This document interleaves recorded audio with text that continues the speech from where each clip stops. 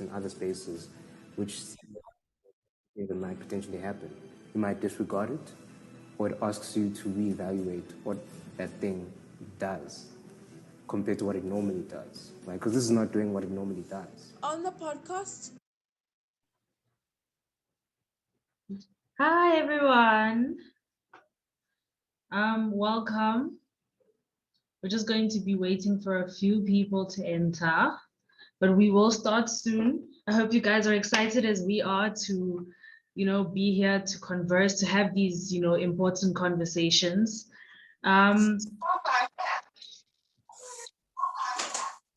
Please.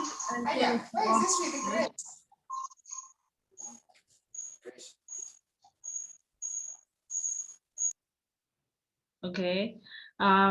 So I'm going to go over the rules just once before I welcome everyone properly, and I'll go over them again. But please keep your camera and mic off unless you're asking a question. If you want to make a comment, please do so in the chat box. Raise your hand if you have a question to ask. There's like a little reactions tab at the bottom and you can put your hand up. It's like a little emoji. Please be respectful of people's opinions, even if you do not agree with them. But we will begin shortly. We're just going to wait a few minutes before people come. Just relax and enjoy yourself.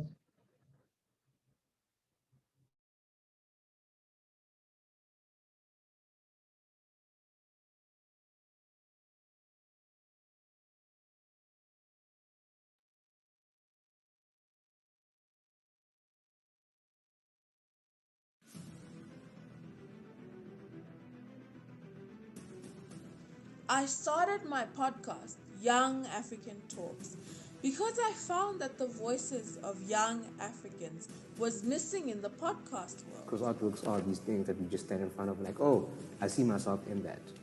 But sometimes the spaces in which they occupy intimidate us. So when you begin to step out of those spaces and you encounter these works in other spaces which seem more familiar, there's two things that might potentially happen.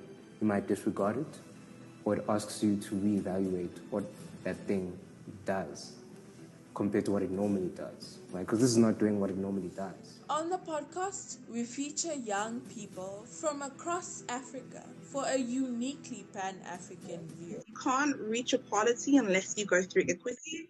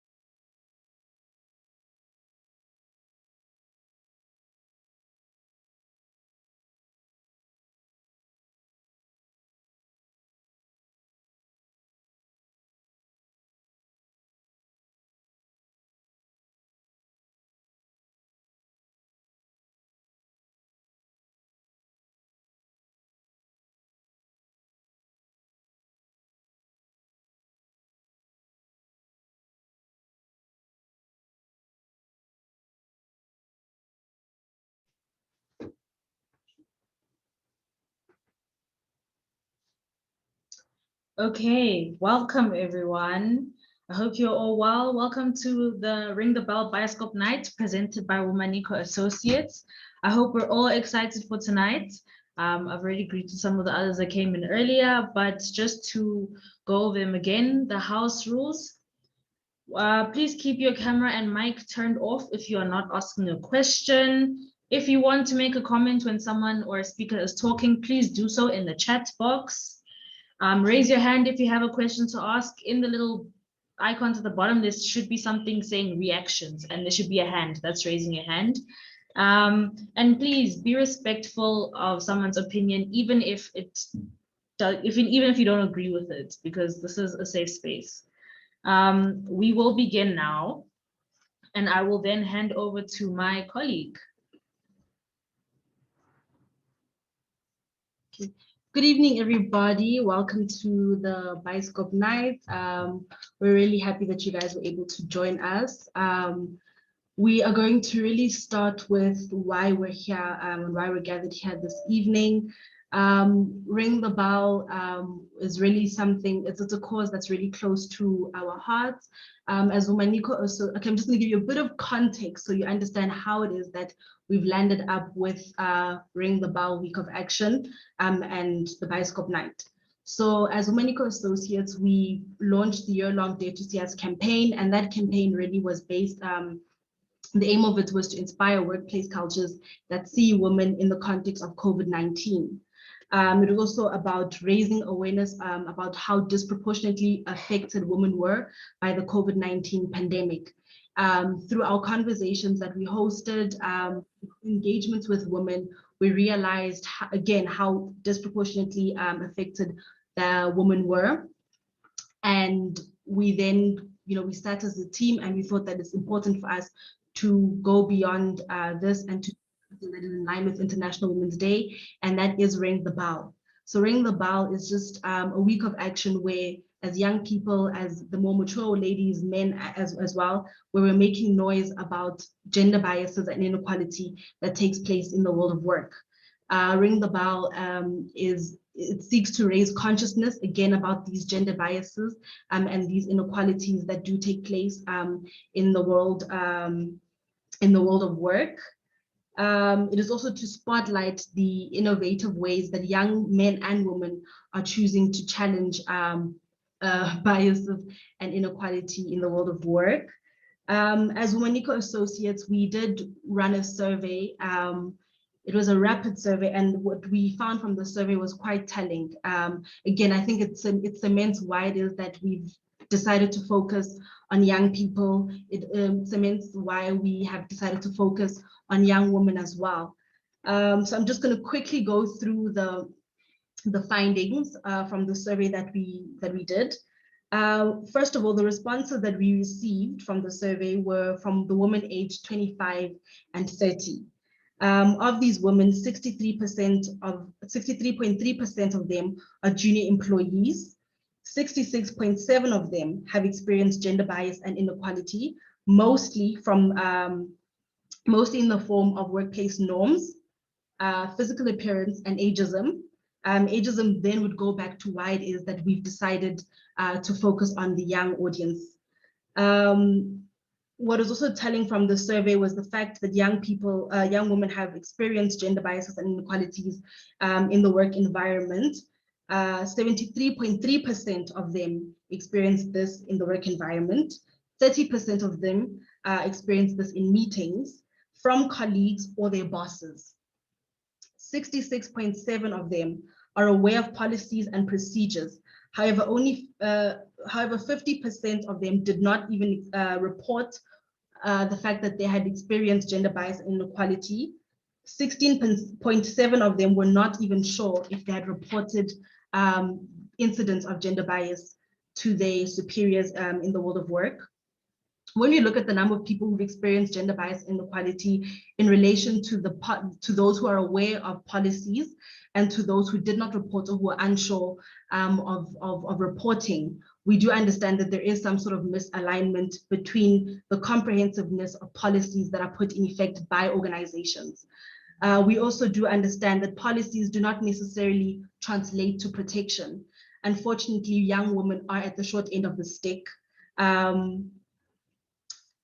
Yeah, so we do understand that short women are also at, well, we do understand that women are at the short end of the stick.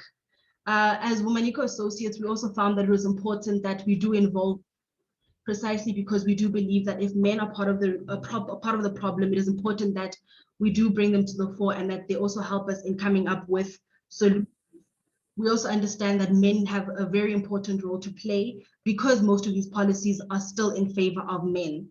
We, as WomaNiko Associates, we also understand that the world of work is still very much a playground for men to basically infringe on the rights of women by playing out stereotypes and idealistic views of women. So that is why we do have men amongst us today, and we also feel as if it is important to involve these men in addressing these issues. So we will be doing we'll be using Mentimeter, which is basically like a live survey. So it will pop up on your screen. Please do engage with us on Mentimeter, and as you see, as we get responses, you'll see the responses pop up on the screen. And just to make you aware that the Mentimeter, which will come up on the screen now, is anonymous. So when you send in your answers, we won't know who's saying these answers. So you can go to www.menti.com and use the code to try to answer the first question that we have. That's going to come up on your screens now.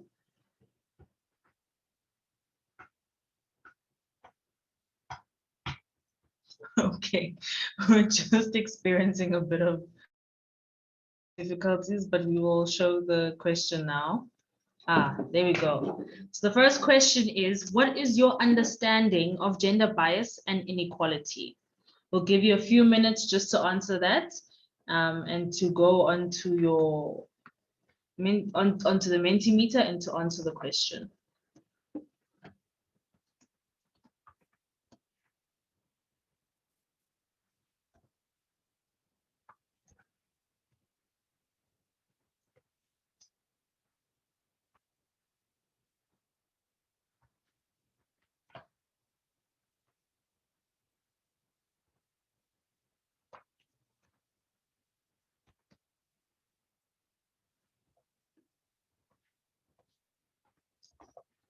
Okay.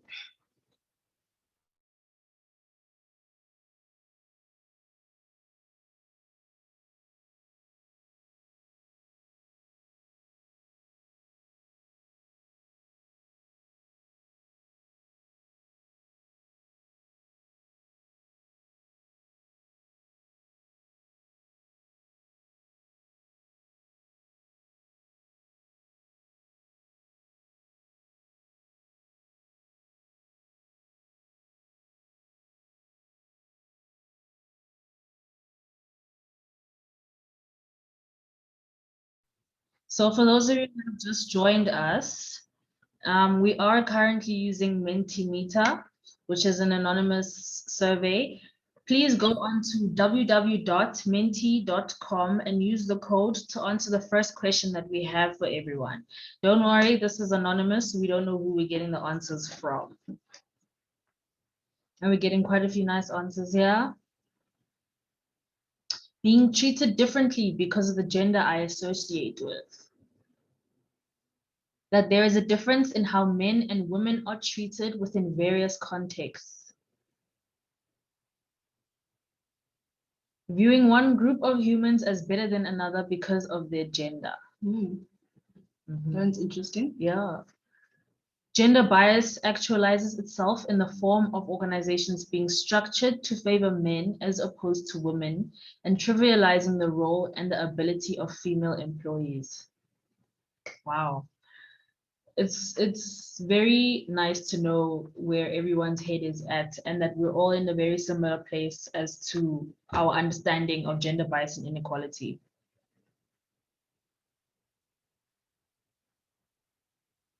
They're informed by our own prejudice. Okay.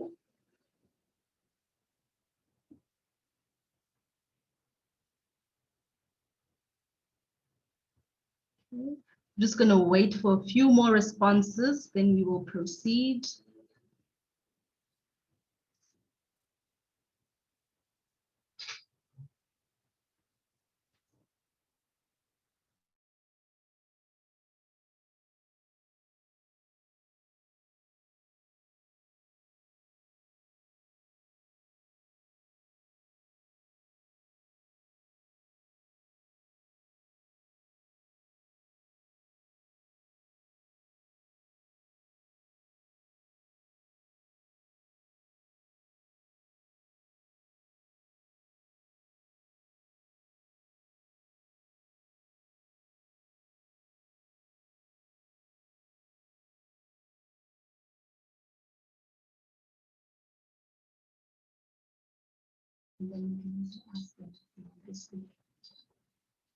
Gender bias and inequality refers to discriminating a person due to their gender as constructed by society. Example, women cannot be seen dominating the corporate industry. Ooh, it went.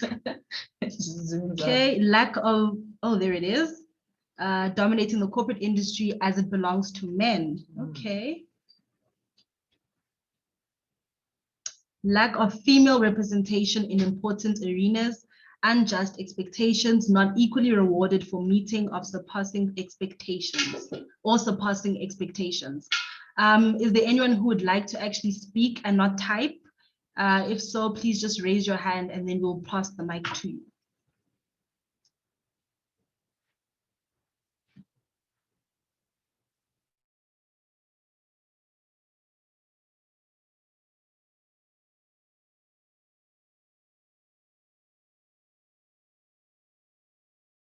I see we've got some shy people on this call today. All right. Thank you everyone for your inputs and for, participating. This is going to be a very participative session. We've got more than one question lined up for you. So I hope you're all ready to get your thumbs moving and your fingers typing. So now I'm going to be introducing the speakers today. We have three very amazing speakers joining us. We have Lou, who is an admin for the group Girls Against Oppression, in which she creates educational content on intersectional social justice issues and co-hosts live talks, workshops, and interviews with the other admins, as well as other activist organizations with the task of underscoring issues faced by marginalized communities. Lou, can you just show your face quickly and just wave? Hi, everyone. And then we also have Oratile Papi Konopi, who is a multidisciplinary visual artist and curator with a Bachelor of Arts in Fine Arts from the University of Wits. Konopi's work is influenced by his daily migration between different spaces, multiple communities, and positionality. Papi, can you show your face and wave your hand? Waving. And lastly, but not least, we have Lynette, who hosts and produces Young African Talks, a podcast that takes a Pan-African view on sharing and amplifying the stories and voices of young Africans. She has occupied various spaces in her life, and she is a 3-time TEDx event organizer. Wow, can we see your face, Lou? I mean, Lynette, apologies. Hi, guys. Hi, everyone. Great. From here on out, we have another Menti question. Sorry, guys, but we just want to know all about your thinking on gender bias and inequality in the world of work. So you can go back to the same code that we have up there, and we're going to go on to the second question. Have you experienced gender bias and inequality? Yes or no?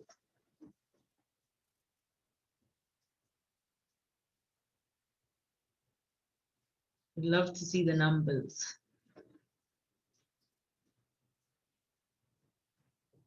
Ooh. Oh, wow.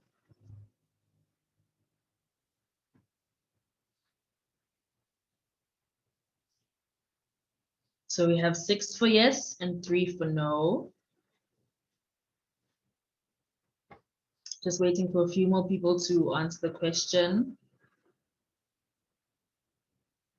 Don't be shy, guys. We know we can't see who's answering. Okay, 6 yeses, 4 nos.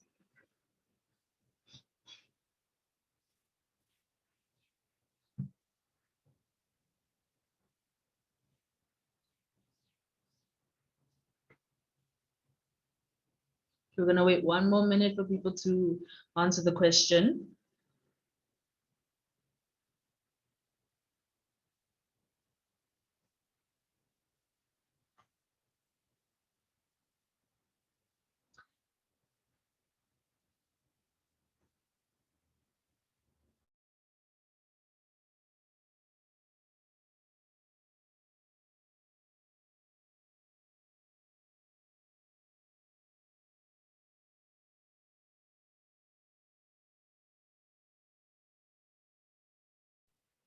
Okay, thank you so much for your responses. So Wendro is just going to introduce the first speaker for the night. We've got Lynette coming up. Yes, we've got Lynette, who will be joining us now. Oh, look, what a beautiful profile. Okay. You can unmute yourself, we can't hear you. Okay. We'll give you the floor now.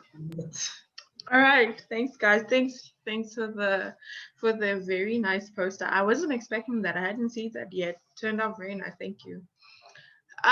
Yeah, like Lolo has said, my name is Lynette. And I think before I begin on my perspective on the topic of tonight, I just want to introduce myself and give a brief introduction to my story and who I am, and how my personal context led me to start the podcast. I am a born Kenyan, but I've been raised in Kenya, South Africa, and Botswana. And therefore, that kind of informs a very Pan-African viewpoint in terms of how I describe myself in my identity. And my experiences as a woman and a young African woman, and how my upbringing and background impacts the way I work and do things in general, really kind of, I thought was an interesting perspective. I'm always interested about how identity intersects in all these different spaces. And I thought like a Pan-African viewpoint was kind of missing in the podcast world. I love listening to podcasts. I listen to them all the time when I'm washing dishes and I'm doing my laundry, when I'm cleaning my house. I'm always telling my friends about what I heard on this podcast. And in that journey of listening to various podcasts, I thought there was a gap missing for young African voices. And so yeah, that's a little bit of background. And so moving on to the topic for today, my understanding of gender-based bias and gender inequality. I think I can sum up my understanding into three broad categories that gender bias and gender inequality can manifest itself in the workspaces, right? I believe it looks like one of three things: mental gymnastics, having to compromise or consistently compromise, and the third one, missed opportunities. And I'll kind of give a brief outline on what I mean by that. The first one for me, and that is the biggest kind of a factor that I grapple with on a daily basis, is the things that I worry about or that arise because of the way, of the byproduct of being a woman and navigating the spaces that I do on a daily basis in the workspaces, or the fact, the mental consideration and the thoughts and considerations I have as a woman, given being brought up as a woman in our society, or being conditioned to have certain ways of thinking as a woman in the society. And I'll give you an example in terms of what I mean. And I kind of think of them as like to or if statements. Am I too masculine or too feminine? Am I too loud or too brazen or too opinionated? If statements: if I say this, how does it come across? If I wear this dress, how does it look and what will people think? If I stay late at work at night, am I safe? If or two statements. And I think these considerations kind of like, they crop up because we're constantly doing these mental calculations in our heads as women around the spaces that we're navigating and, what it looks like. And I'm not talking about the normal things that we carry as people, or the normal considerations that we have given our personal context, as we worry about family and we worry about friends and all these other decisions that we have to make. But I'm talking about the considerations that come as being, inherently being of a certain gender, and inherently occupying a society that has certain gender roles or expectations on a specific gender. So I think you can add anything on the end of those to or if statements. Am I to this? Am I to that? If I do this, will this happen? I think one of the biggest lived experiences that comes to mind right now is a friend of mine. She gave me a story about how when she was in university, she was a young engineering graduate, fresh out of university, bright-eyed, bushy-tailed, very excited and looking forward to kind of enter and claim her space in the work arena. So in engineering, you have to kind of go off onto site and do kind of like this workshop period for about about a week, she said, but whatever period is required for your career. And she did hers in a remote location about 10 hours from home where she currently lived at the time. So it was a bit of a drive. She had to drive off with a family friend. You know, it was kind of kind of removing her from her comfort zone, right? And so she went to the site. She got there. She was introducing herself and orienting herself with the space. So she had to report to the manager and kind of state that she had arrived and say, yeah, I'm ready. I'm here. And, I'm willing to work. This is a professional workspace. You are off-site, you're in protective gear for, hard hats, protective boots, etc. But it's essentially a workspace. And so she goes into the manager's office and she introduces herself. She says, hi, I'm so-and-so, and I'm so excited to be here, and I'll be here for a week, etc. And then there were two men in the office. One was the manager and one was the second in command. And the second in command says, okay, nice to meet you, etc. Do you have protection? And she goes, yes, I have all my protective equipment. I have my hard hat, my boots. I'm ready and willing to go. And then he says, I didn't mean that protection. I meant this. And he pulls out a box of condoms and puts them on the table, right? Now, in that situation, right, her safety is compromised, but she's in a world of work, right? She's in a space where she has to abide by professionalism, etc., and all these kind of connotations of what is expected of you in the workspace. And she has to be professional, given that the first instance that she experienced was compromising her safety and compromise in the respect of her as a colleague. And she was on site for a week, right? And she was staying in these kind of makeshift shelters. They're not necessarily the normal rooms with kind of permanent structures that you would expect in terms of accommodation. And so her experience from that day till the end was one of compromising. I think she was asking, if I do this, will he turn up? If I go here, am I safe? She was locking her doors, closing her windows every night. And, she was on edge. And these are the things that, I think we carry around with us, these mental gymnastics that she had to do all throughout her time in that space. And that's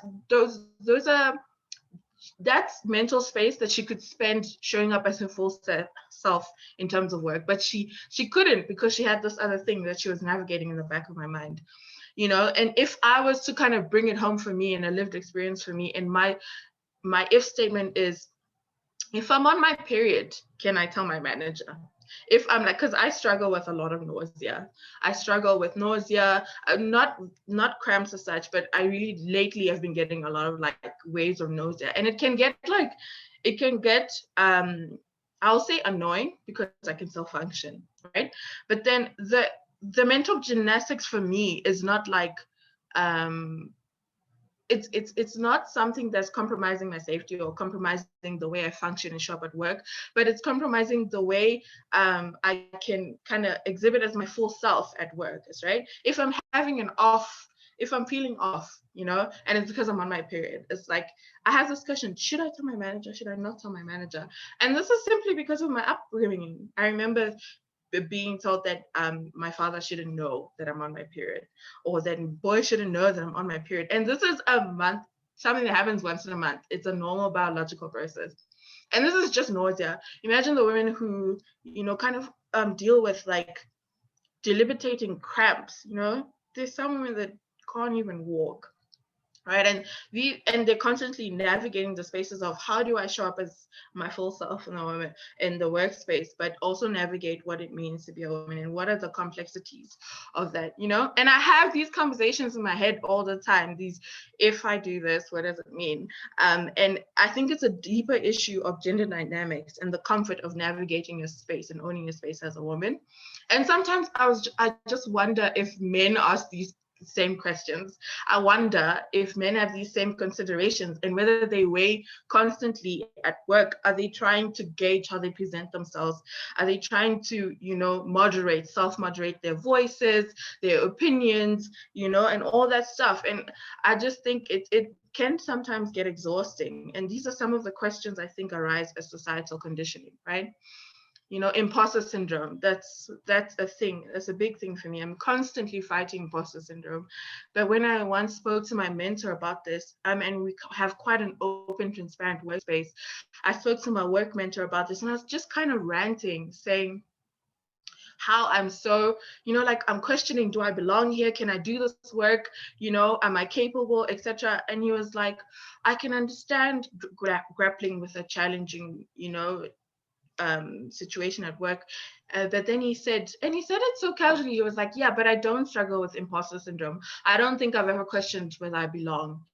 And for me, that moment shook my whole world, because I don't think I can actually imagine a space in my personal lived experience where I don't struggle with imposter syndrome. And it's like, imagine living a life where that's not in your mental radar. You don't have that consideration. I thought it was life-changing for me. And I also wonder, if my imposter syndrome is a byproduct of being a woman and navigating conditioning as a woman in the society, and on things like that. And I think we can go on and on about these to and if statements. And then when you add the intersections of race and age and nationality, it just becomes another level of complexities that we have to navigate. I mean, I remember as a Black woman, the first thing that comes to mind is natural hair. I have my natural hair under this wig, right? And I'm fortunate enough to be able to have been in some instances where I think I've taken off my wig at work. But when I was interviewing, I did not wear my natural hair. I thought about it, but I decided not to, because natural hair is political, right? And that was just one less thing I wanted to worry about during the interview stage, because I am in a corporate space of work, And these are the things that we navigate, the mental gymnastics that we do. In terms of nationality, I think of xenophobia. I think of the fact that foreigners must go was trending on Twitter just the other day, and I saw that when I was at work. And thankfully, I was able to kind of talk through it with my colleague, because it generally affected me and it made me feel some type of way. But I'm in this space where I'm able to kind of talk through that with, at my workspace. But what if you aren't? What if, and you're a young woman, and you're navigating all the other things that you carry in your head. So these are the realities that I live with every day, and I think some women can relate to those realities. And that's also why I wanted to start my podcast, to get the perspective of other young women, other young Africans, and how they're dealing with those situations. The second way I think gender bias and gender inequality shows up at the world of work is through having to make compromises, having to make decisions like choosing my career over starting a family. I personally know that I would like to have a family at some point in my life, right? But I'm actively choosing right now to pursue my career and to make decisions that advance my career. But I'm constantly thinking, what does my decision of making my career work now look like 5 years from now? How will that impact my life 10 years from now? Will I be trading off finding companionship now for a progressive career? Am I trading off having an easier motherhood journey than later on? What does my biological clock mean for me as I make these decisions in terms of progressing my career? And having to make these compromises because I'm a woman, it's just, it's one of those things that I think it shouldn't have to be, but it is, right? And then if I was to go in the higher level, because I'm not a mother yet, so I don't have a personal lived experience of this, but I'm thinking about the women who maybe have to work part-time instead of full-time because they have kids, and the burden of being a mother and the societal expectations and gender roles of motherhood. COVID has really opened up the complexities of working from home. And I really, really hope that it has validated all those moms before COVID who were navigating being at work, working from home, working remotely, and everybody just thinking, oh, they're putting in half the work because they're working from home. I really hope COVID has brought to light what it really means. And it's actually a job. It's a whole thing, working from home and balancing all those demands. So again, I also wonder, do men worry about these things? Am I inherently worrying about these things and making these compromises because I'm a woman? And then finally, I think the third point or the way gender bias and inequality can show up in the world of work is through missed opportunities. We are familiar with the glass ceiling narrative of women, and I think somebody mentioned it in terms of what we believe gender bias looks like. Inequality in terms of the corporate world, women not having leadership roles, women not being in management, but even simple things like having to leave a job with no maternity leave, or leave a really good job with no maternity leave. You shouldn't have to pass a good opportunity because it compromises you as a woman in the responsibilities and dynamics that you exist with as a woman, or leave a job with no flexible work hours. I mean, I remember when I was in the job hunting stage, before I started my current job, I remember I would see these job adverts that say, we need you to have a car and a driving license. And I remember thinking, statistically speaking, men have more income, men are more likely to get better interest rates, average, right? Statistically speaking, that just means that by instituting these requirements of your candidate having a car and a driving license, you are basically precluding a whole bunch of women who don't have the same access as men might have, just statistically speaking, looking at the stats, right? And therefore, you're creating a smaller pool of women who are eligible for those jobs, right? And what does that mean? What does that mean in terms of the opportunities that we miss because, inherently of the expectations for women? So I think those three things for me, it really encompass what it means to juggle with gender bias and gender inequality. Just to recap what I said mental gymnastics, having to make compromises, and missed opportunities, right? And we can just think about these things and group them in terms of your own experiences, right? And how those three things show up in the big things like losing job or the gender pay gap, and in the small things like where you go for the team celebration dinner. Do you go to a bar and have steaks, or do you go for something a little bit more flexible, things like that. And so it's important for workplaces to deliberate on initiatives that actively address gender bias and inequality, to minimize the impact of those three factors. I mean, I'm very lucky in the fact that in the firm I currently work at, we're basically 50-50 men and women, with women in the management role. And we're also basically 50-50 white and people of color, with a good percentage of Black people in the workspace. And that really means very much so. Is that 2 minutes left for me? Okay, good. I'll wrap it up. That really means that I'm less likely to worry about things like self-moderation, and those mental gymnastics that I do on a daily basis are severely reduced, because I know that the space is always available for me to contribute my perspective. My contributions are always welcome, and that's just like a freeing load, right? And it's also, if there's another young Black woman on the team, and that helps with a sense of familiarity and understanding. It helps me feel seen and feel like the space, I belong there because there's someone else who looks like me, right? And if work spaces are not actively trying to deal with those factors, that means that they're losing out on different contexts. They're losing out on creativity and dynamic voices, because we all come with our experiences and we all come with our skills. We eliminate groupthink, we help with innovative problem solving, and on the bigger spectrum, you decrease income inequality, you empower communities by empowering women. So I think it's really important to deal with those things proactively in the workspace. Yeah, I think I just about made it in time, right? All right, thank you so much, Lynette. Wow, you made so many good points there. about, you know, what it means, what gender bias and inequality means to you, the whole mental gymnastics thing. That resonates with me so much because I feel like there's so many questions going on in my head every day. Am I presenting myself well? Is this going to put me in danger? There's just the whole mental gymnastics definitely resonated a lot with me.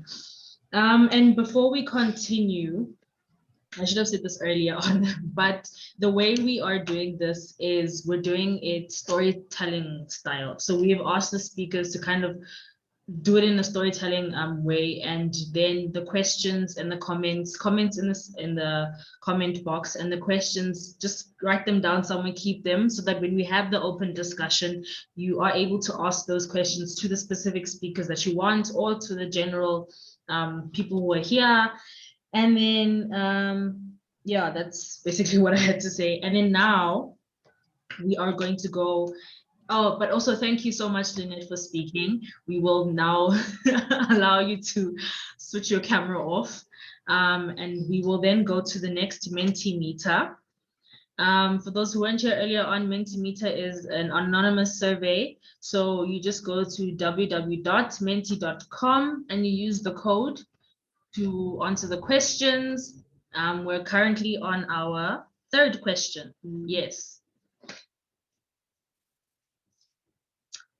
And the third question is, did you report the incident of gender bias and inequality? If you did not, why?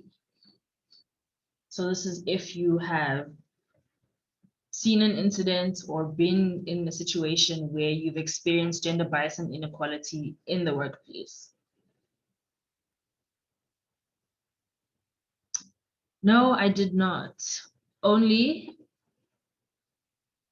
they were perpetrator, but they were not, oh, okay. They were the perpetrator, but they also did not take issues of gender issues seriously.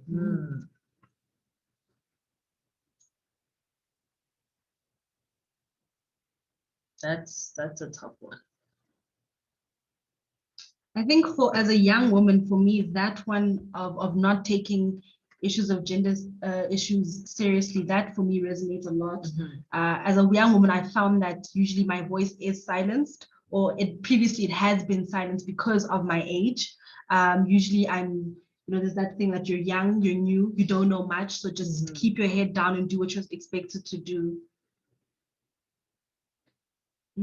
Thought no one will believe me, and I was not sure of my evidence. Wow. Yeah, because I think when someone brings an issue to the forefront, the biggest thing is evidence, and you can't always bring evidence because it might have been just the two of you there in that instance. I mean, there are instances where there actually is no evidence. Yeah. I didn't, but I spoke with both parties individually about the incident. I hope that helped. I really do hope that helped. Hell no. I'm a man. I'm expected to man up and get over it. Wow. That is a hectic one. I think it goes back to the stereotypes that men have of be a man, you can't, complain, you need to. This type of things doesn't happen to men, all of that. I didn't want to have to go through the headache of having to prove myself and explain myself. Maybe I was scared. I think when you get to a situation where there's no evidence and you have to prove yourself and you just are shattered by the fact that no one believes you, you just get so disempowered and you just don't want to talk about it at all. So it makes sense. But also for me, it also exposes how we're constantly bashing the victim. Exactly. And the same is never done for the perpetrator. Especially in the workplace as well. Yeah. I didn't want to sound or look dramatic and or aggressive. I've been accused of being so in the past.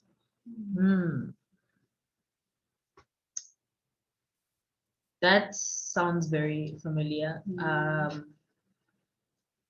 Like as a woman, when they say don't be too aggressive, you're an angry black woman. Yeah. Those horrible stereotypes. But I think we're going to leave it here. We want to thank all of you for participating. And before we announce the next speaker, can you just quickly read this one and then? Okay, I'm just going to read this one quickly. I think in our space of business, it was not necessarily about reporting it, but acknowledging the importance to have a woman voice and leadership in the workplace and include them instead of speaking or making decisions on their behalf.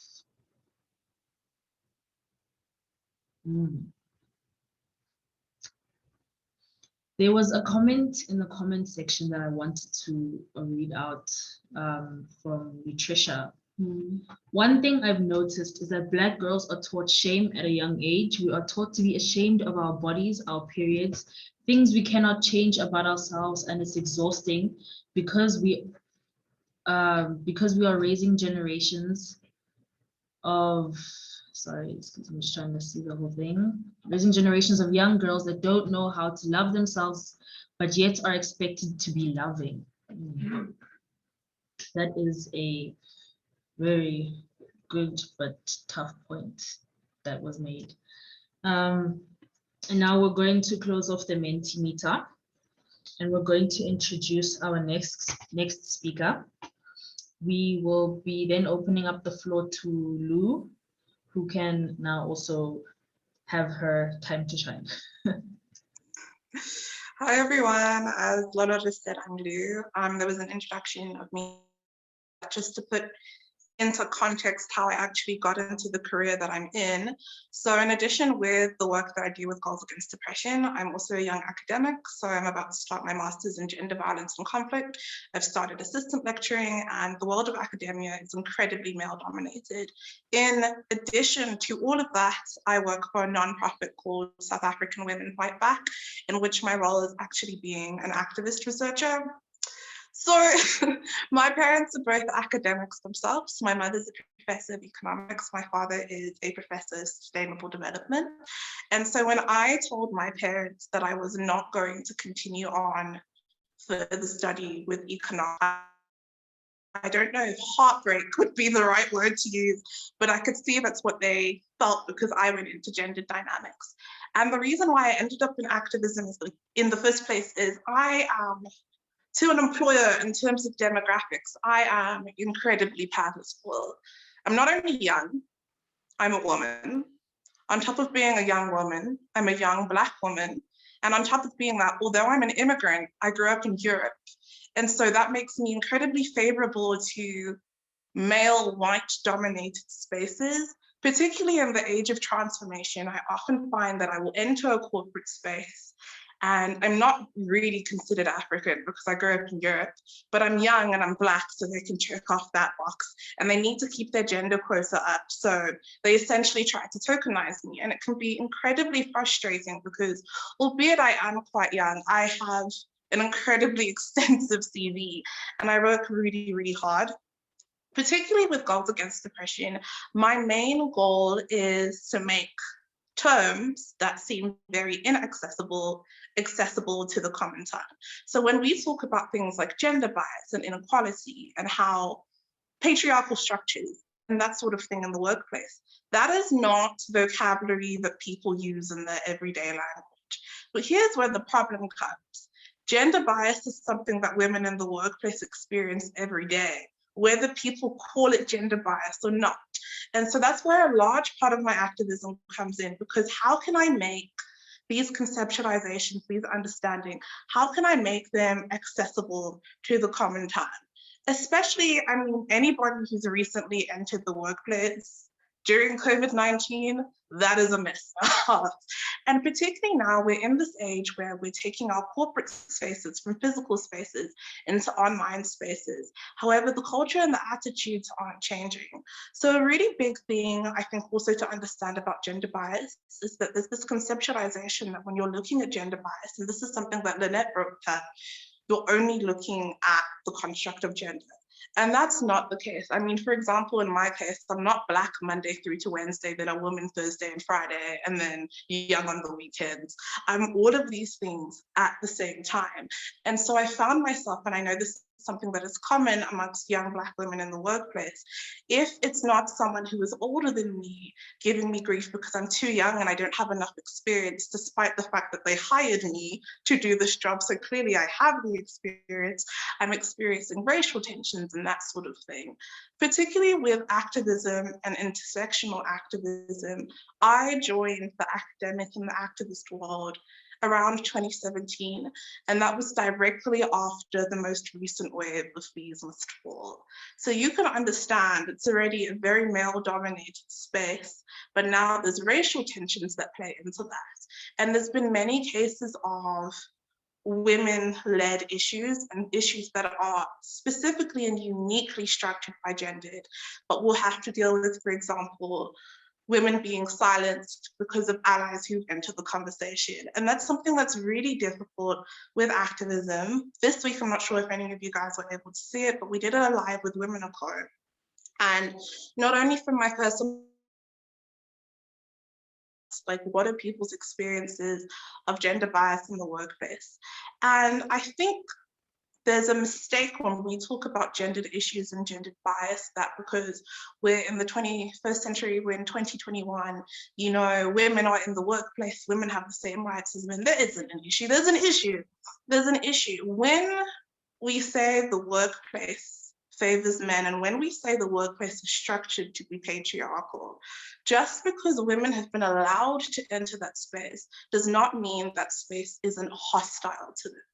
On top of that, these spaces have been created and structured in such a way that women should be limited in their capabilities, and not just women, even queer bodies should be limited in their capabilities in order to fulfill their roles, right?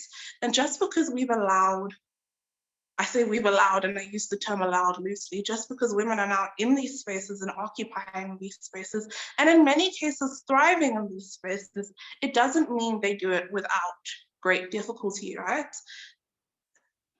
A lot of workspaces were structured in a sense that even when the people who created them leave the workplace, they still operate the way that they were designed to operate. And so one thing that I find that disheartens a lot of people, particularly people of my generation, I mean, I'm in the generation where I'm technically a millennial, but I'm technically also Gen Z at the same time, is a lot of the time people use the transformation as a buzzword. And in the instance of tonight, we're talking about gendered transformation. It's used as a buzzword so frequently. Things are changing, things have changed. But how do I put this? If someone has stabbed you in the arm, you don't just put a plaster over the stab wound and call it a day. Before you can put that plaster on, you need to clean out the wound. You must stitch the wound.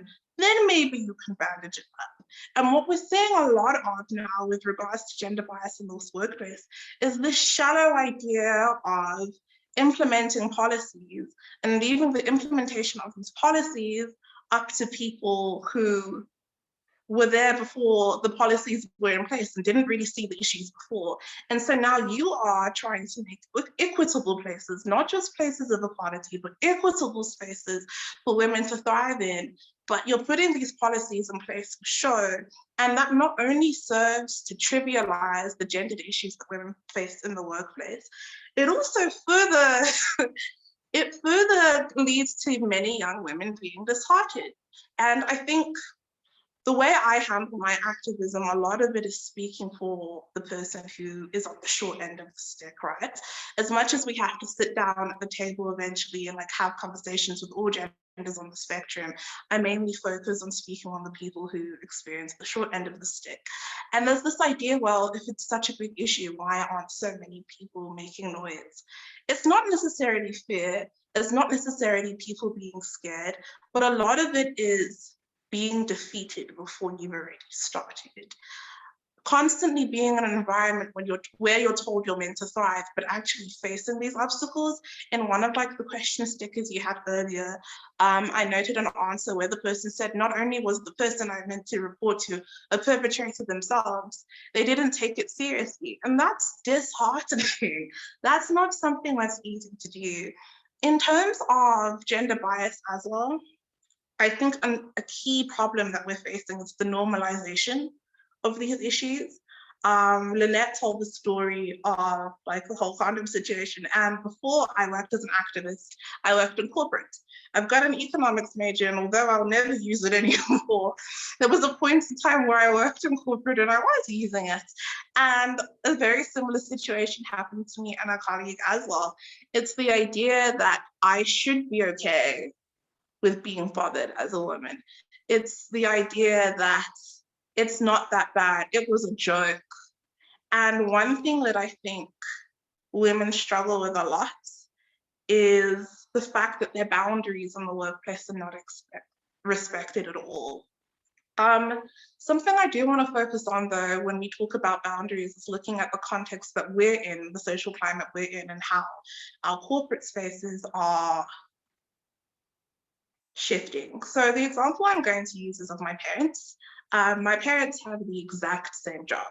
My parents are both academics, albeit my mother has always been our breadwinner. My mom got her PhD, I think maybe 6 or 7 years before my dad did. She's definitely more educated and has more accolades than my dad. They have the exact same job. And obviously with COVID, I'm the middle child of 3. And with COVID, they were teaching from home and on Zoom and that sort of thing. And there was an expectation that even though my mom is head of school and my mom is a dean, that she should still be able to do all the domestic duties and all the jobs on top of that. And so there was a point in time during the COVID situation that my parents were working for the exact same institution on the exact same project, doing the exact same job. And I remember walking in on a meeting and hearing, oh, but Danny, so Danny is my dad, Danny won't be able to do that. Like, he has a job to do. How can you expect him to do fatherly duties? And the same person then turned to my mother and was like, they're your kids, handle it. But they're doing the exact same thing. And so I think often there's this idea that for women, the public should be also part of their private. And when I say the public, I mean the workspace. And I think there's also a lot of this attitude of, well, women wanted to be in the workplace, so now they must deal with it. This is what they wanted, so this is what they get. And I think that's also a lot of the reason why a lot of these gendered policies, they tend to only work on a superficial level. And Lynette talked about something else I wanted to talk about, which was compromises. That is something that I see a lot. It should not be the case of, for example, I want to start a family, but I can't start my family because I want to work, or vice versa. First of all, you didn't even make that child yourself, so there should be someone there to help you. Second of all, the idea that I should just be okay with having to sacrifice one of the spaces that I worked so hard to be in, to me is ridiculous. And another reason that I've got down here that I think young women are very afraid of speaking up is because, for example, if you experience something like harassment in the workplace, it can be very traumatizing to have to relive that again. But it can be even more traumatizing if you know you're going to go through the entire process of reporting it and reliving it again, only for nothing to be done about it. Imagine having to go through an entire experience again, only knowing that nothing about it's going to happen. And like I said before, I think a lot of it, when you speak to women in my age range and of my demographic, a lot of the reason why you don't get more people speaking about what happens in the workplace is nothing's going to happen anyway, and I need a job, I need money, I need to work. In this economy, I'm not going to find another job anyway, so I might as well put up or shut up. And they end up being put in these situations where they have to compromise not only their dignity. We talked about mental gymnastics, and you can only imagine the effect that might actually have on someone to execute their job. And the last thing that I really want to talk about is when we have conversations like this and we try to educate people like this, it's really important that we don't create echo chambers. And when I say it's important that we don't create echo chambers, it's good to have these conversations. It really is good. But we need to make sure that not only women are represented at the table, because women and queer bodies definitely experience the marginalization of gender bias, at higher rates than men do. That's not to say that men don't, but women definitely do experience it disproportionately. But we need to make sure that we have all voices who are part of the workplace, whether they see it as an issue or not, exposed to conversations like this. Because one of the things that I see happening in gender offices and transformation boards that I've had the opportunity to work with and do research for is what ends up happening is they surround themselves with everybody who agrees that gender bias is an issue. And that's great. And then the conversation stops there because you don't have the people who perpetrate gender bias as part of the conversation. You don't take the education to them. And as much as I think women do not owe people intellectual labor when it comes to gender bias, they don't. The problem with creating an echo chamber is all that happens is you create a safe space to talk about gender bias in the workplace, as opposed to making actual transformational and foundational policies to put in place that could change gender bias that happens in the workplace.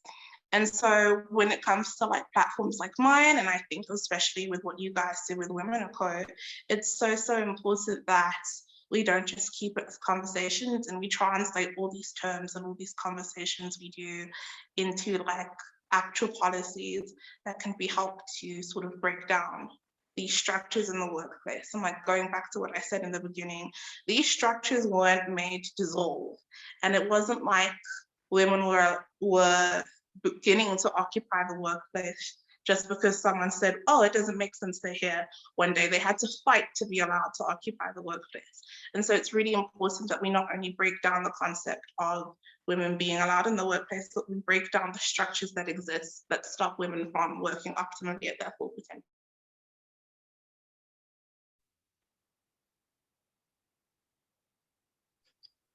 Thank you so much, Lou.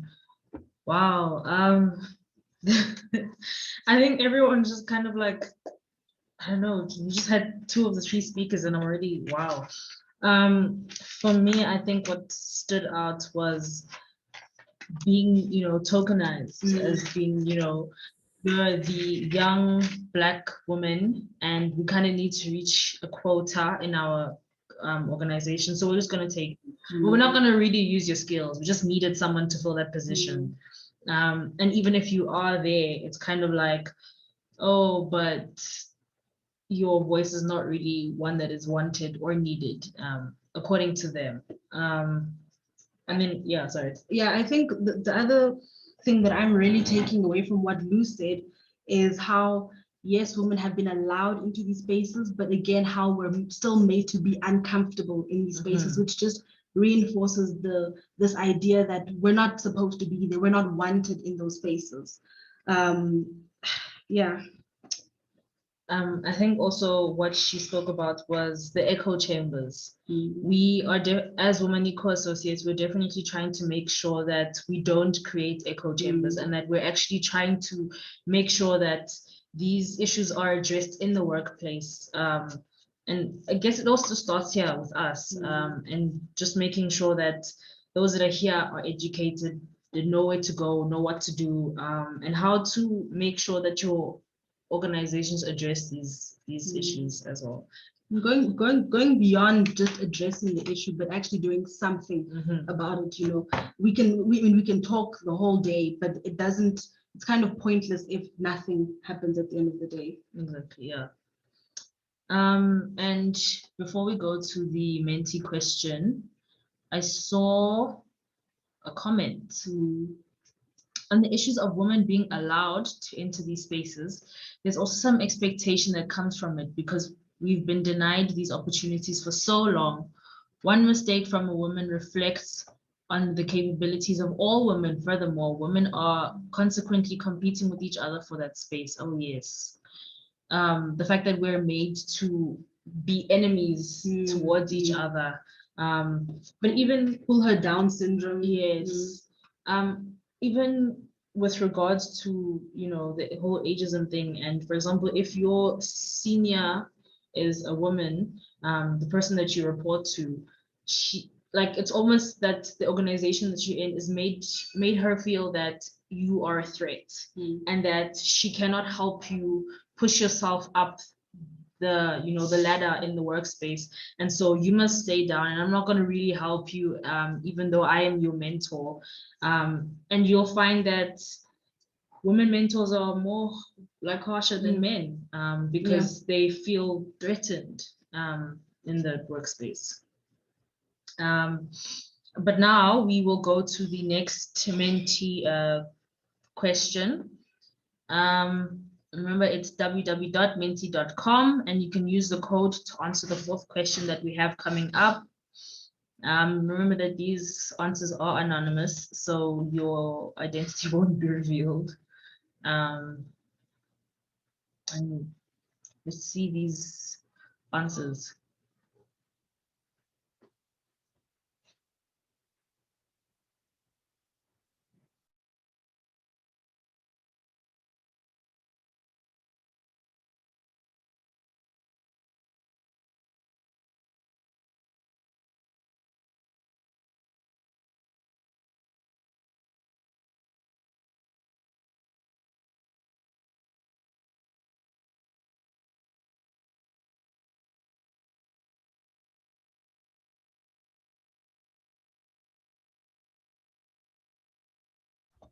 Okay, we are opening up the floor. So should there be anyone who'd like to say something, please do just raise your hand and we'll pass the mic to you.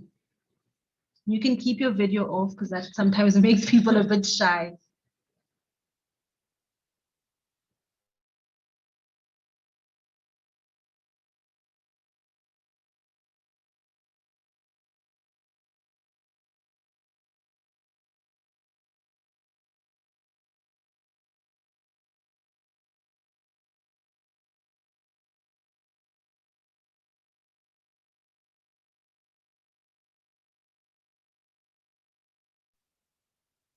As a man, I haven't really experienced gender bias, but as a colored person, I have experienced inequality in the workplace as a token hire.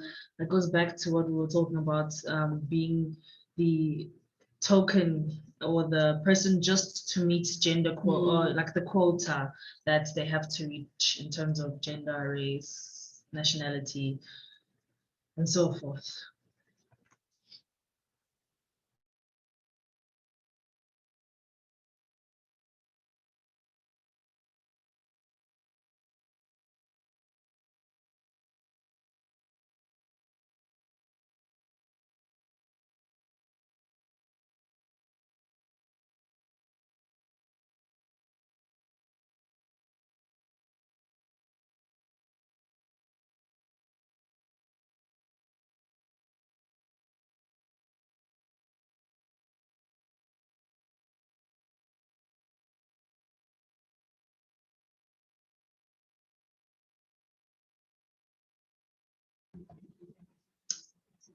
Are we shy, guys? Oh, but I hope we're typing because I only see one person who's responded to this question. There are not too many. This is the second last question. Relax.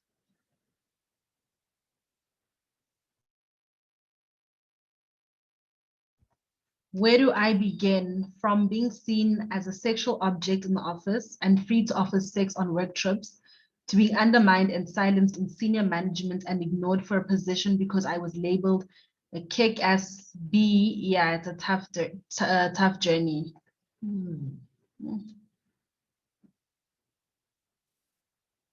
These are very disheartening comments that we're receiving. But this is also going back to why WomaNiko, we are doing this work. Firstly, because it's a subject that's very close to our hearts, but also that something needs to change. And that's precisely why we're here. It starts off with the conversations and then it goes into the actioning these things.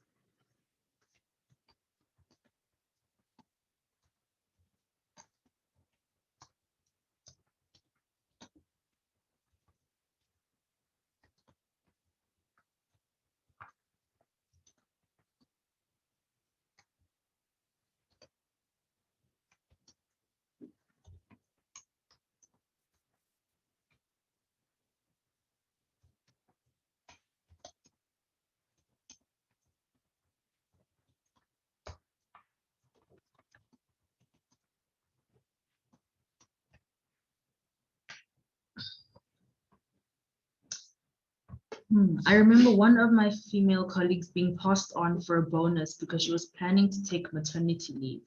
As a man, that really stuck in my head when no one seemed to react to that conversation and question such a decision. Yeah, wow, this is going back to what was it Lynette, right? Lynette had spoken about missing opportunities because of your gender. I wonder if nobody said anything because men are often at the receiving end, and now that it's a woman, you know, the discussion wasn't had. I really wonder.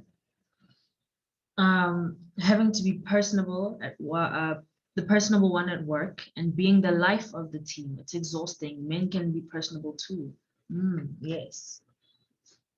Definitely having to be more than you are all the time. And then if you are not that person, you're having a bad day, then it's a big deal. Oh, why are you being upset? And the one thing that we advocate for at WomaNiko Associates is people being able to show up in the workplace as their authentic selves. You know, you can't just leave Jabu at the door and be another person upstairs in the office.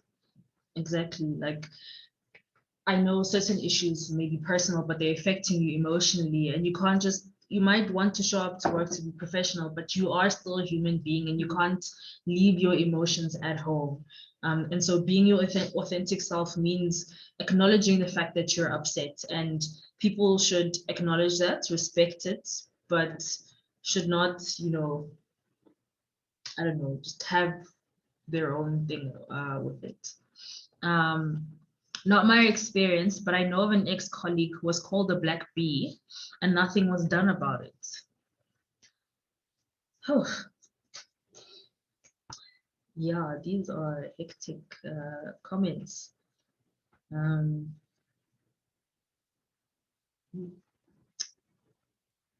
I think that's where we'll leave it for now. Thank you for people participating and responding in the Mentimeter. I know this might be a bit tough for some people to you know, relive some of these experiences that they've either been in or seen. We will now go to Radile Papi, who will then have his spotlight.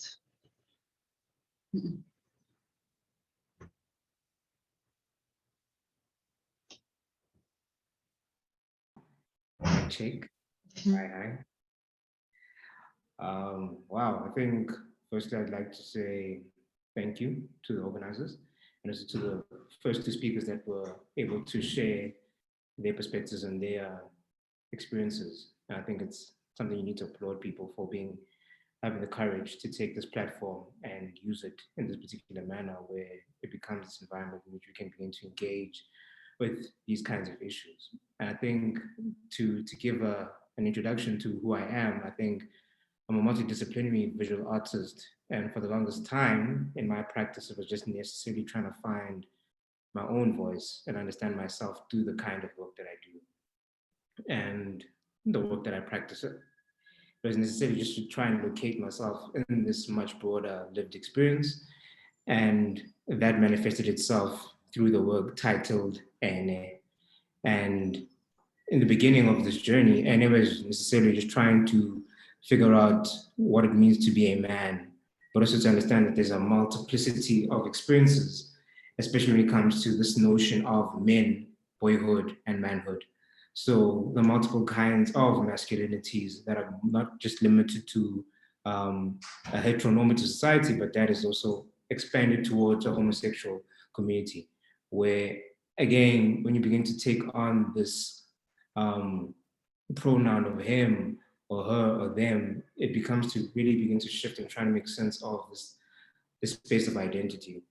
So I think for me, when I began to engage with this particular kind of way of working, and it was really just trying to locate how notions of gender have occupied in our African, most specifically South African context, especially locating it through language, right? And how African languages for a long time are not necessarily gendered.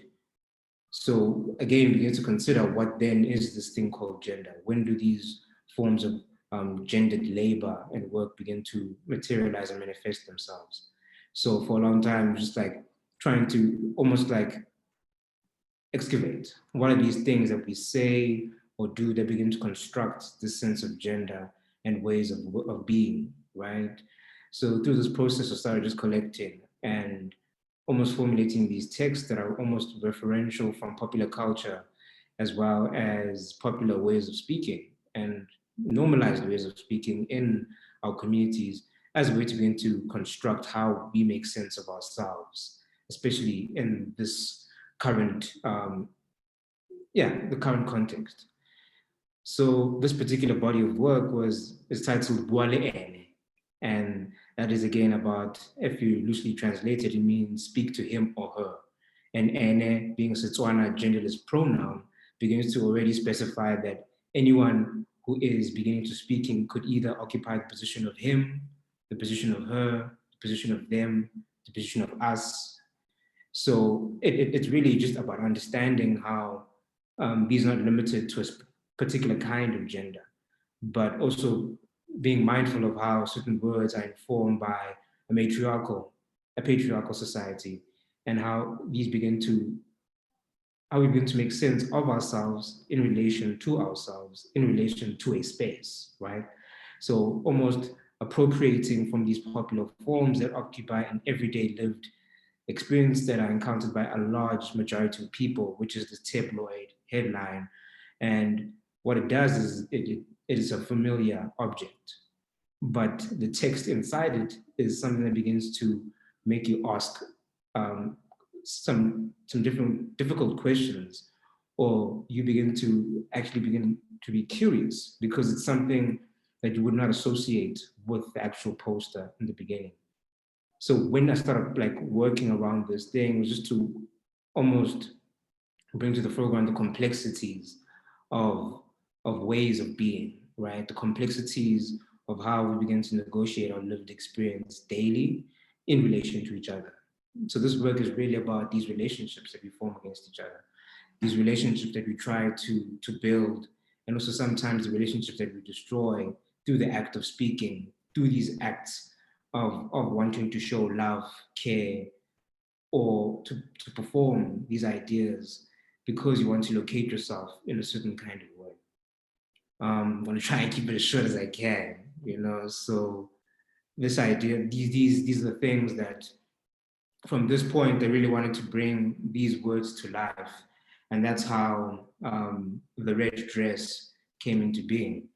And to give a good introduction to the red dress, I think the red dress, I'm gonna have to bring out some text because I want to keep it as short as I can so that it's more concise and how I really reflect on the idea of the red dress.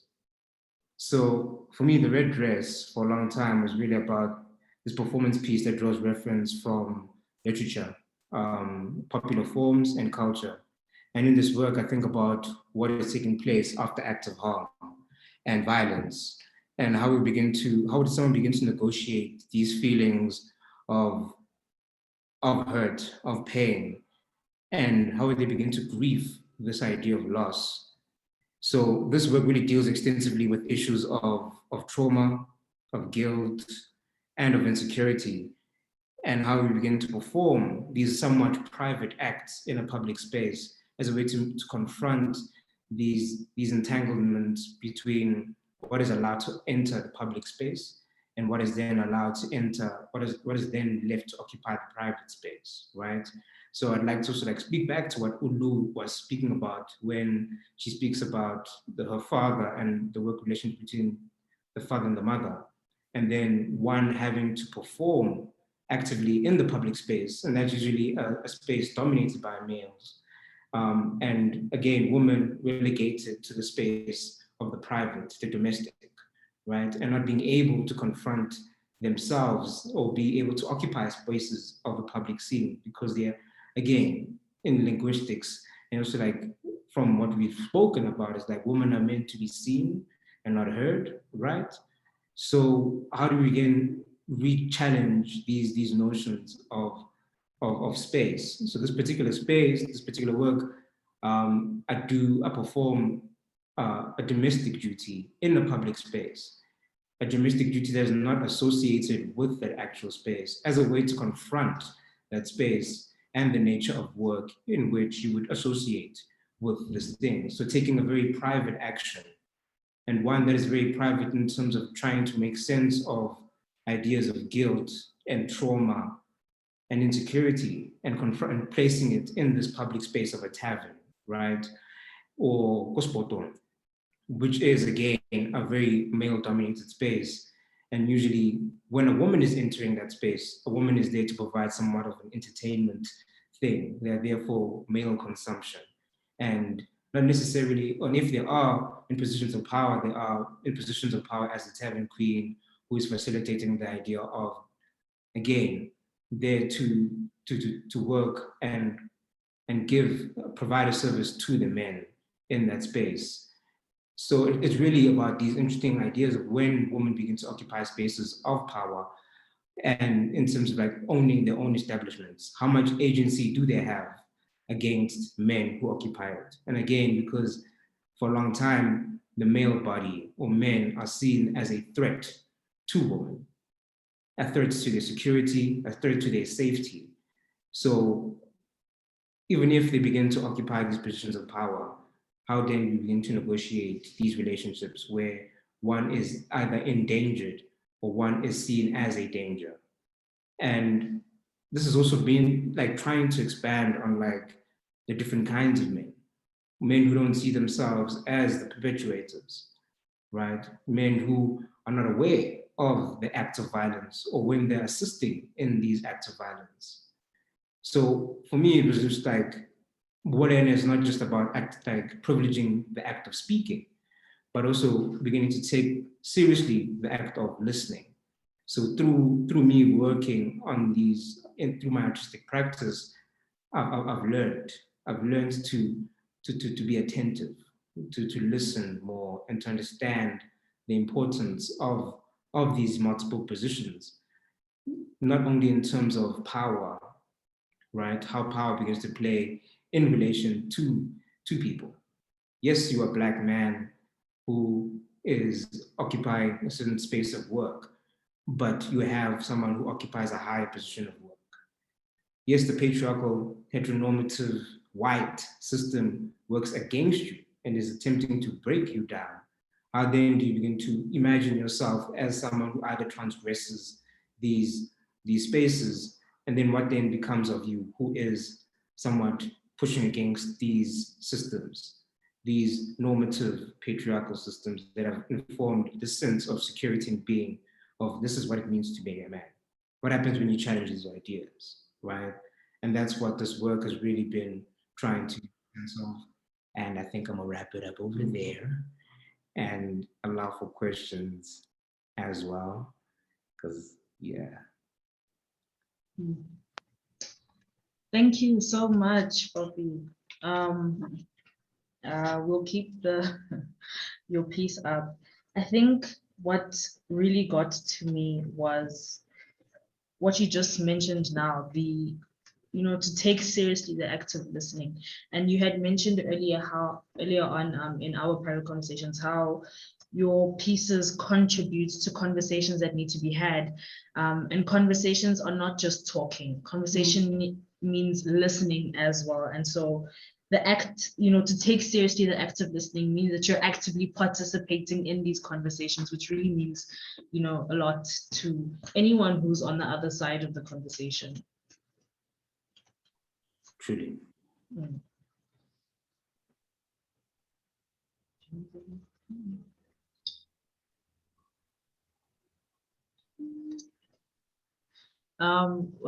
Just to mention that our Mentimeter questions are completed, so there's no more of those.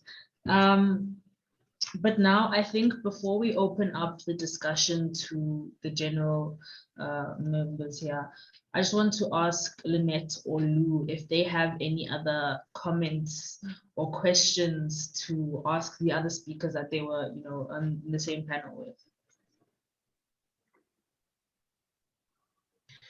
I'm good, thanks, Lolo. I'm just learning and listening as and open to questions as well. I'm also open to questions. But one thing that Papi said, well, there are two things that he said that I think are really important to bring into the conversation. There's often this idea that because people speak out against gender bias against women, that they're open to or they find bias against men acceptable. And that is so far from being the case. Marginalizing someone is marginalizing someone. And I think what people forget is when talking about the workplace, in order to make it an even playing field, you have to put in policies that are equitable to the demographics that have had the shorter end of the stick. And when we're talking about gender bias, we're not talking about cis men. We are talking about queer bodies and we are talking about female bodies. And then the other thing where Papi brought up as well is language. Language can be extremely hard, especially since we live in a very Western-centric world, and the corporate world is also very Western-centric. However, Western tongues aren't the mother tongues of the people who in our cultural context operate in those workplaces. And so often language is then used to trivialize what someone is saying, or they can't fully express it. Yeah, but those were like two really interesting things I thought from what he said. But yeah, I'm open to questions as well. Wow, that's very insightful. Very good points to make. Thank you so much, Lou. I think now we are going to open up the floor to anyone who has questions or comments for our speakers. And yeah, just raise your hand. Oh, is it Latricia who's got a question? You can unmute yourself.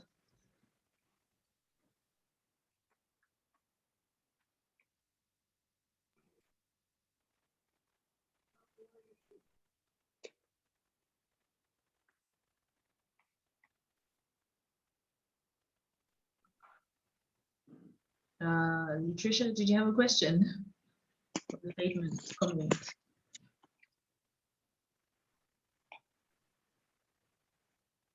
Okay.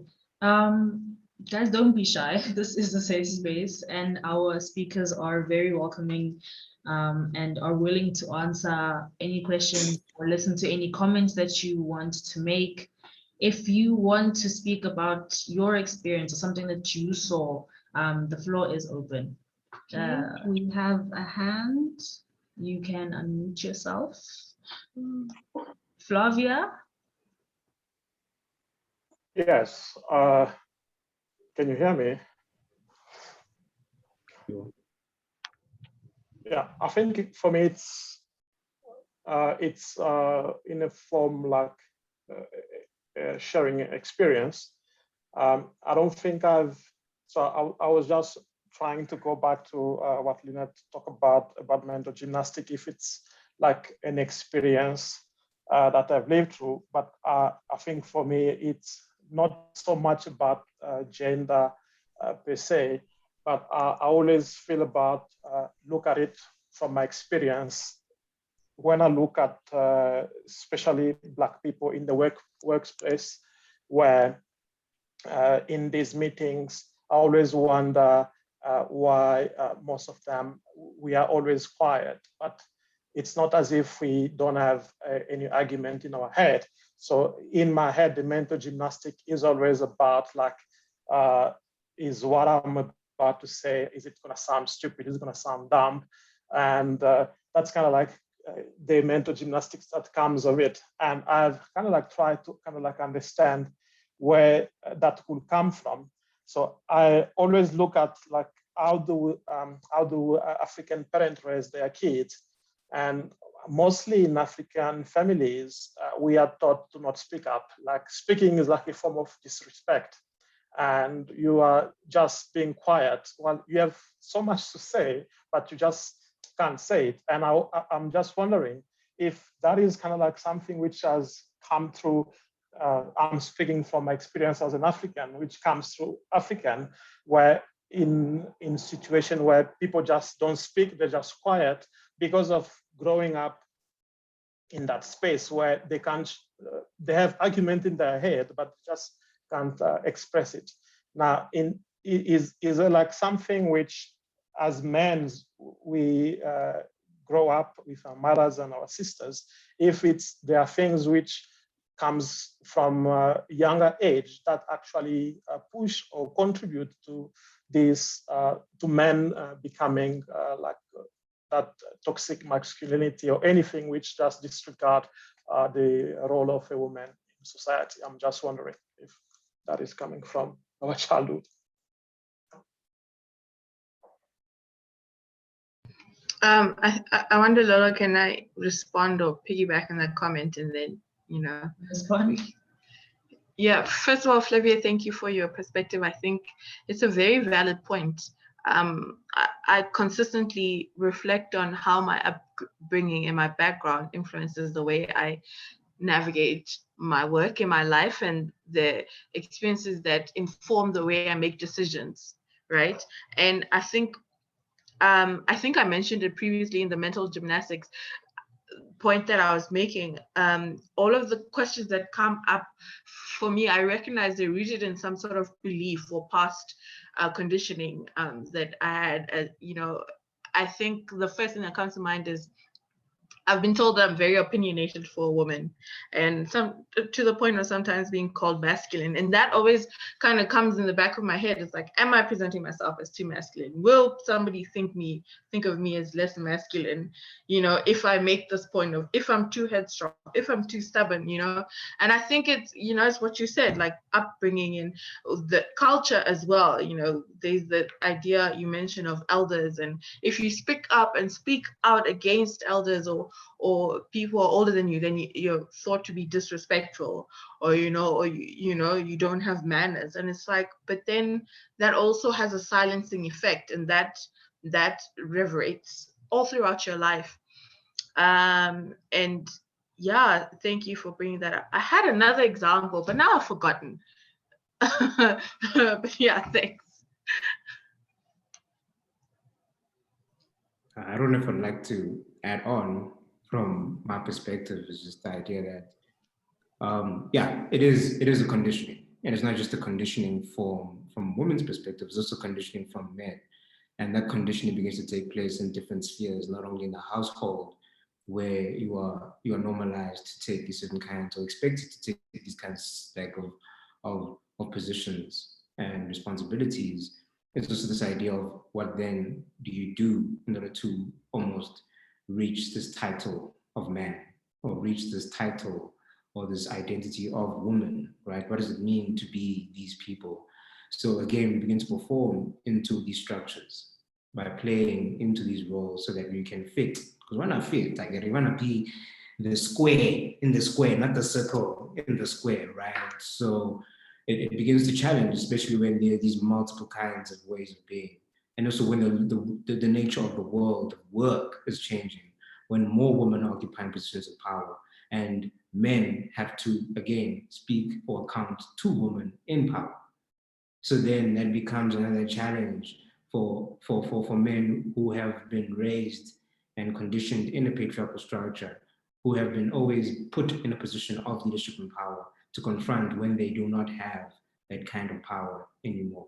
So it's again, how do you begin to, for me, it was this idea of language that begins to structure and formulate these ways of being. And also African languages being almost poetic in the way in which they speak to this idea of a sense of being.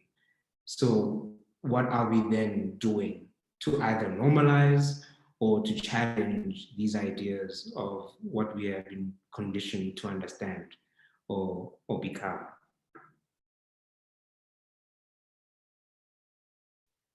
I think I just want to share my experience. I think I've been told, as a Black girl child, we're always told, no, don't say that, don't speak like that. And even when you do express yourself, you're told how to express yourself.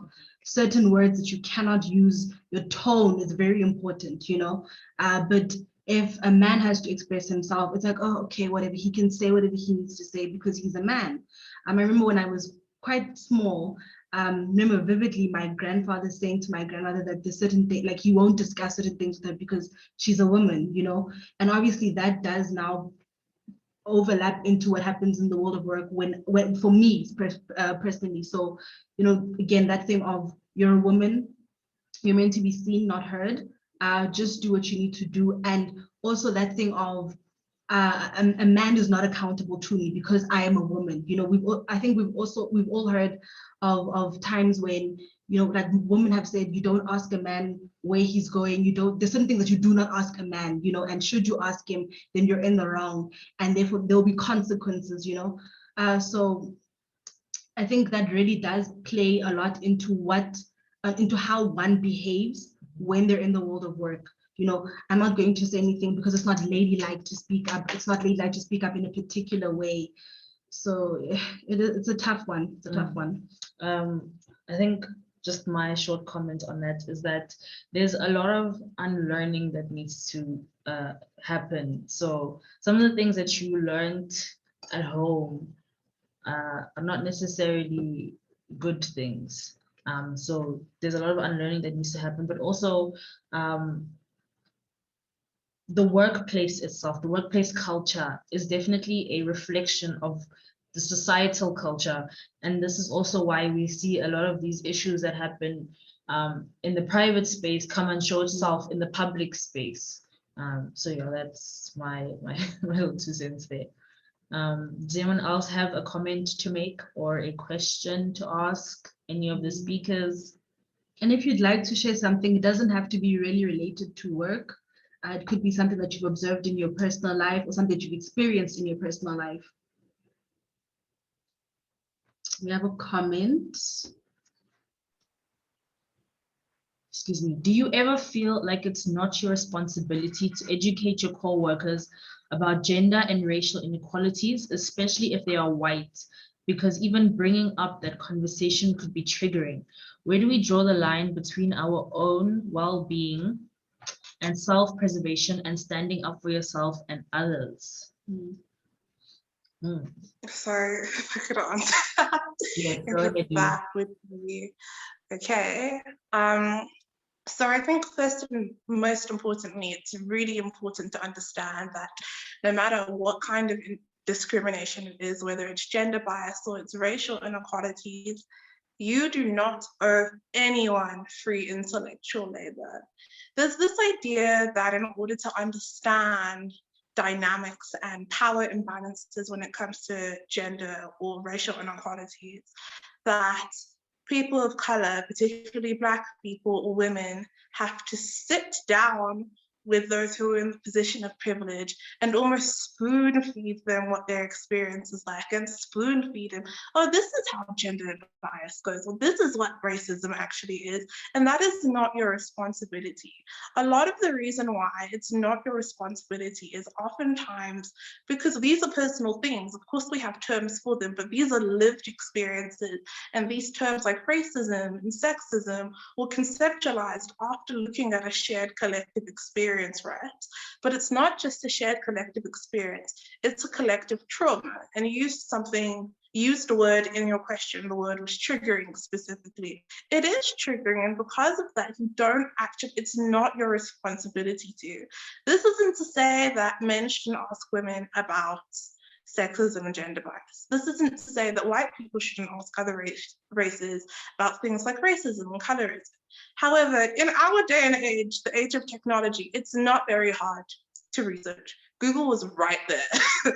Google was right there. And I think also it's important for, I mean, in this context, we're talking about men across demographics, but even when it comes to racial inequalities, that you do not allow yourself to reach burnout because you're trying to sort of spoon feed and make this person understand how you've ended up in this position, because it's not your problem.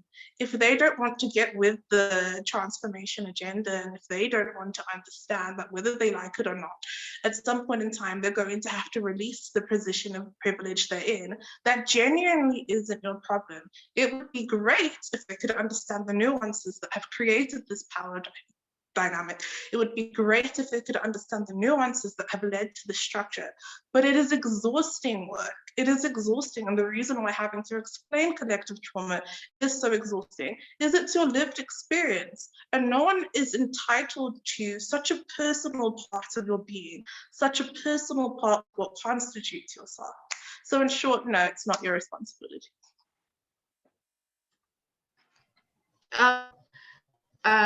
If I may jump on that and piggyback what you said, I agree with you, Lou.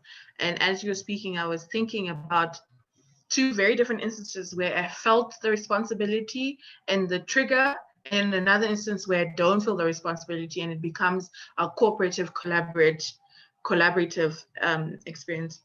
I remember when I was still doing my university master's coursework, studies, and I was attending at a university that shall not be named. One of the instances that happened to me is that, and my classmates, that we were sitting in class, we were, like everything was fine and dandy.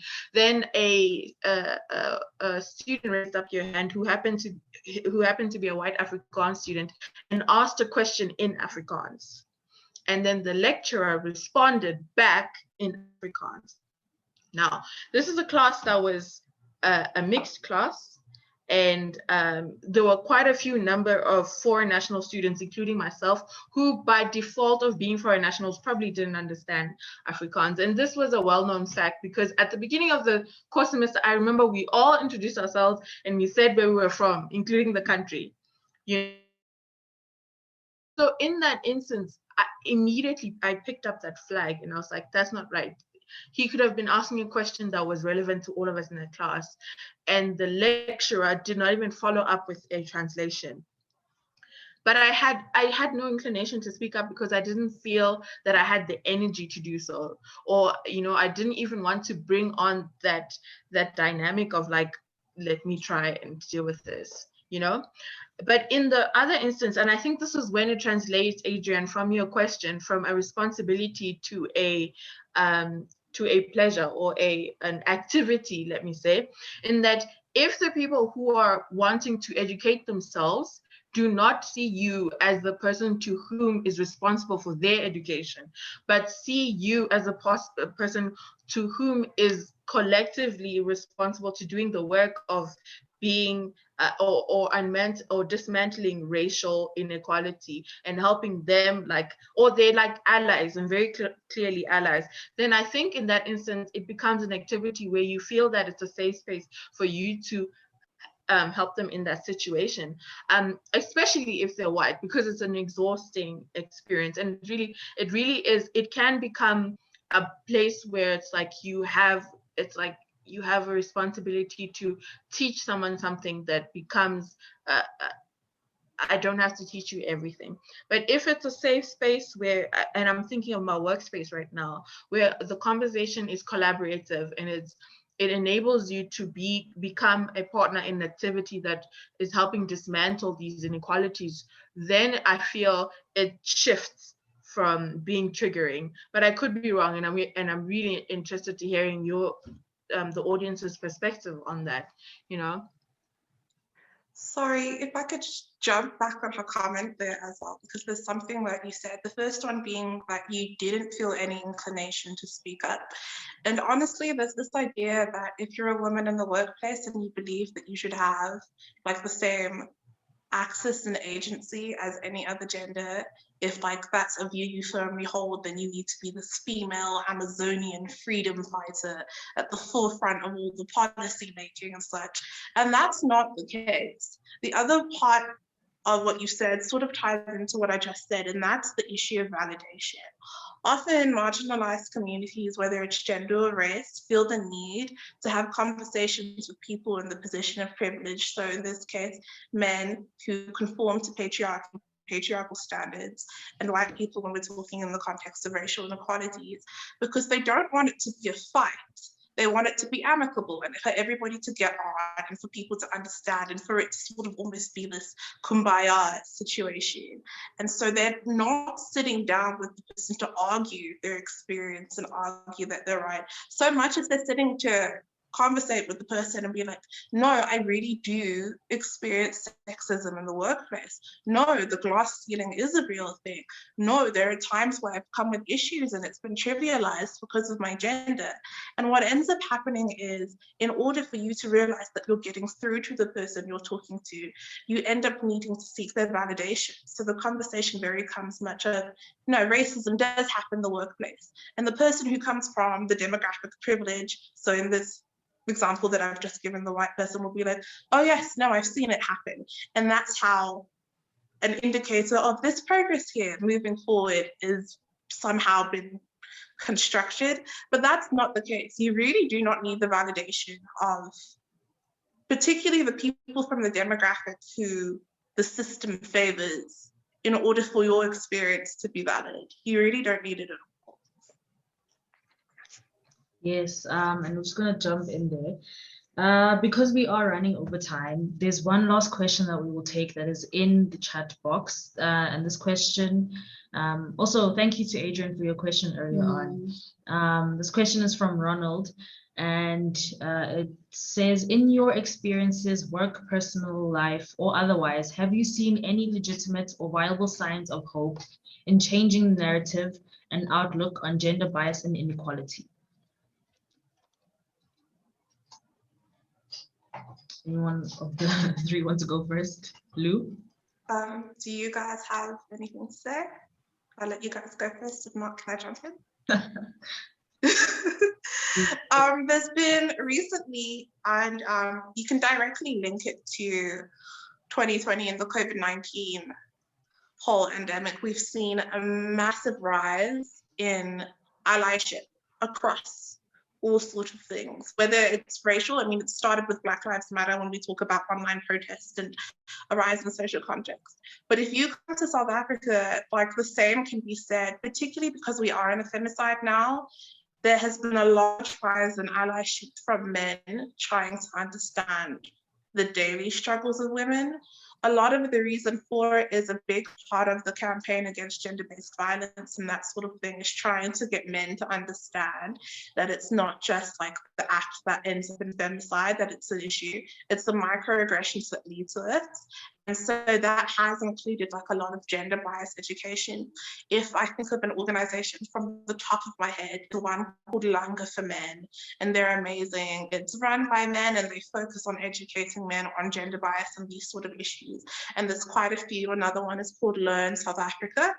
They focus on educating men on these sort of issues. And it is a bit of a tricky place in terms of male allyship when it comes to gender bias, particularly straight male allyship when it comes to gender bias, because you find men who are part of the queer community definitely tend to be more open to these conversations because they themselves have experienced some form of gendered or sexualized marginalization. So they definitely tend to be more open to the conversation of gender bias. However, you can see that there's a rise in straight men wanting to enter the conversation. And I don't think it's because there's more conversations happening. The same amount of conversations have been happening. I think it's because women are getting louder and louder and louder. And it's at the point where women refuse to be quiet. There's so many who refuse to be quiet. There is a lot of hope. Don't get me wrong, it can still be pretty bleak sometimes. Particularly like educating men is a big, big part of my career. But there is definitely hope. And even if they're not entirely with the let's break gender bias agenda, the fact that we have so many men now joining conversations for me is a really big indicator that although we have so much work to do and it can be so exhausting sometimes, there's so much work to do to move forward, it's a very big indicator for me that we're reaching the audience we need to, and something is clearly happening if we're opening that many ears to the conversation. I think, Lou, you raise a really important point, that idea of there's something happening and women are now being louder. I mean, when we are choosing not to be ignored, and that draws hope for me. But I also have a micro view of it. I hope it's not too micro, but this is one of the things that I mentioned in the podcast, in the specific episode where we dealt with feminism, is that I view myself as a viable sign of hope. I view myself as a change agent just by existing in the space, A, in the corporate space as a Black woman, but B, as a woman in a patriarchal society, breaking the norms of being a homemaker, you know, and the traditional gender norms of womanhood, right? I view myself as a viable chain breaker, so to speak. And I think the mandate for myself on a micro level is to exhibit the space that I am in now in my full self, in my full authentic self, so that any other young Black woman that comes after me does not feel like she has to be less than because I offered myself up at a 50%, at a 70%. And so the version that was seen of me in the space that I'm in did not truly represent, you know, like in some authentic way, because I can't represent all young Black women either. But, you know, in a way is that when another young Black woman comes behind me, she finds a space that's receptive because they've seen another woman act authentically before. And it's not, you know, it's not like a shock and be like, oh, we didn't expect that. We didn't know that, you know, that's a thing that young Black women do. So that for me is one of the reasons why, one of the signs of hope that I exhibit. And if I'm not able to exist in a space in my full self, then, you know, that is a sign that there's more work that needs to be done. And I try to be a solution oriented, and especially if I have a voice and if I have a collaborative space, I can authentically bring up new perspectives that, you know, change the narrative. Like, and it's a small example, but like we talk about my natural hair so much at my office because, you know, it's like, it's something that is like, it can be quite political, but it's also nuanced, and it brings all these different things about like managing time demand for managing natural hair and showing up in a professional environment with natural hair and how that looks like, etc. Things like that. Yeah, those are some of the ways in which I think and I see and I experience as signs of hope, you know. Papi, you are muted.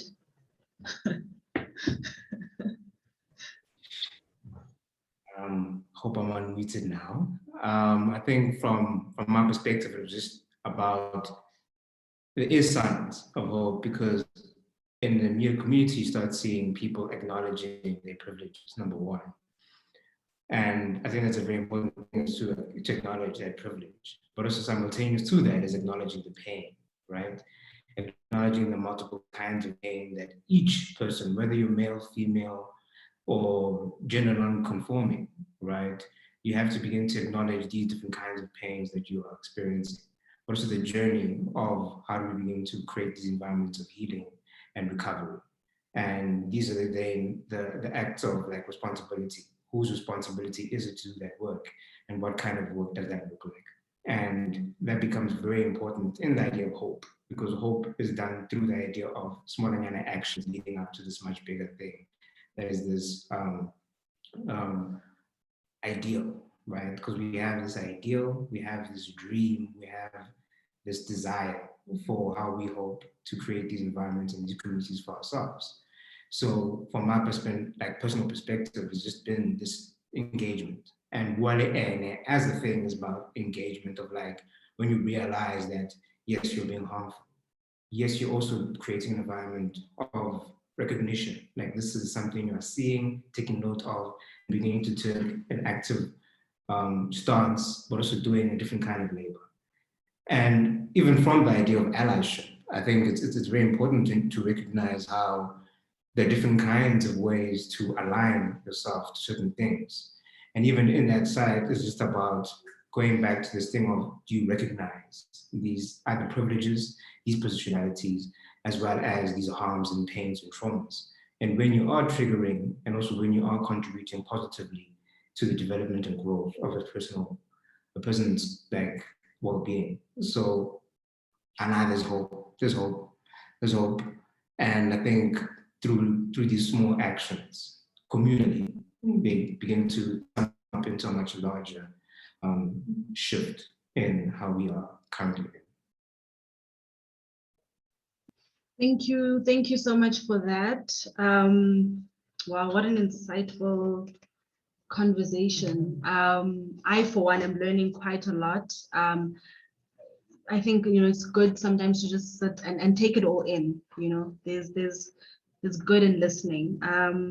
So right now we're going to give Score 5 minutes to just give us a response.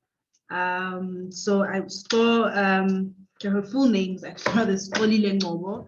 We call her affectionately here at WomaNiko Score. She's a seasoned gender and sustainable development practitioner. She's trained in psychology and employee wellness. She has over 20 years experience, extensive knowledge and expertise in gender equality with a special focus on women's rights and development in Africa and globally. She's also the founder and managing director of the Well Health Company, a consulting firm that works with organizations to create and maintain conducive workspaces for women to flourish in all their diversity and being. So Score, just 5 minutes to quickly respond. Handing over to you. Thank you so much for giving me the opportunity to respond. I'm actually sitting here and feeling very challenged. I mean, you say I have 20 years of doing this and that, but I think the 20 years we're just addressing the tip of the iceberg.